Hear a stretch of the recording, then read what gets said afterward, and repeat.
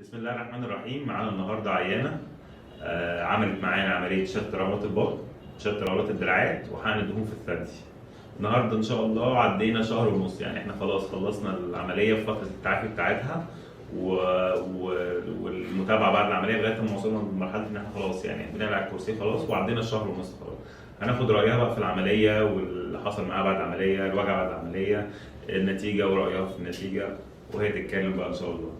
ايه الاخبار؟ اول حاجه يا دكتور، يعني عايزه اشكر حضرتك والله على العمليه وعلى المجهود اللي حضرتك عملته، ان كان في فرق بين قبل وبعد، بس هو العمليه فيها وجع، بس الوجع ده الواحد يستحمله، لاني بعد الوجع بلاقي نتيجه انا مرضيه عنها. دي اول حاجه.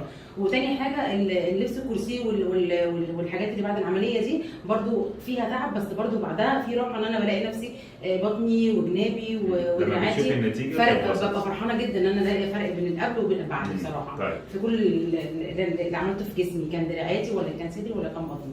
يعني فرق كبير جدا. هنبتدي مرحله كده. الفتره اللي بعد العمليه على طول، اللي هي اول اسبوع بعد العمليه. اول اسبوع فيها وجع، بس الوجع مش اللي هو بتاع اول اسبوع، لا، الوجع اللي هو اللي ممكن استحمله العادي.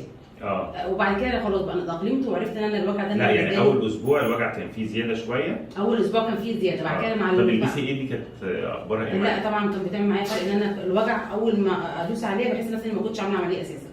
بلاقي الفرق، لا فرق شاسع، مسكن بطريقه مش معقوله. ما شاء الله. طيب وبالنسبه بقى للاسبوع الثاني بعد العمليه، اول ما شلنا الدرنقه. لا الدرنقه ما كانتش يعني في دايما بتشوف يا دكتور من الدرنقه، انا ما اشتكيتش منها وما فيهاش وجع وما فيهاش اي حاجه. والدرنقه اتشالت كأن ما كانتش موجوده اساسا. لا ما انا فاهم، يعني بعد ما شلنا الدرنقه بتفرق طبعا، بتفرق. انت ممكن لو ضهرك بيبقى وجعك بتنزلي ضهرك شويه، بتلاقي نفسك متغيره عن اول ما انت كنت حاطاها، والدنيا كويسه يعني. ان شاء الله. طب وايه رايك بقى في النتيجه بعد ما عدينا شهر ونص؟ لا انا منبهره، ببقى قاعده قدام نفسي كده في المرايه بامانه والله العظيم، ببقى شايفه نفسي، ببقى بفتكر نفسي قبل وبعد، ببقى في اختلاف 360 درجه وحياه ربنا. الحمد لله. وبشكرك بجد والله العظيم، فعلا بجد من الدكاتره الممتازين، اللي فعلا بجد اللي دايما يعني ايه اقول لنفسي فعلا رحت المكان الصح، الدكتور الصح بامانه والله.